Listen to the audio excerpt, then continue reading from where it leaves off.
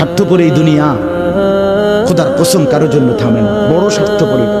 হ্যাঁ, যেদিন বাপের জানাজা পড়ে, যেদিন বাপের লাশ কবরে দাফন করে, সেদিনও বংশধর সন্তান ছেলে মেয়ে ঘন্টাখানিক 2-4 ঘন্টা কাইন্দা কাটটা হইলো, রাতের বেলা ঠিকই ভাত খায়। হ্যাঁ, পাশের ঘর থেকে খানা আনে, বাবারা ঠিকই খায়। স্বার্থপর দুনিয়া, থামে না রে ভাই, থামে না দুনিয়া। ওই জন্য আমাদের কারোর জন্য থামবে না। তুমি আমি মরে গেলে শেষ। আবারও বলছি এই কথা, আমি মরে গেলে এরপরে পৃথিবী যত আধুনিকে হোক না কেন, আমার কি কথা বুঝছেন নি? আমি মরার পরে যদি সবার ঘর স্বর্ণের বাড়ি হয়ে যায়, তো আমার লাভ হইল কি?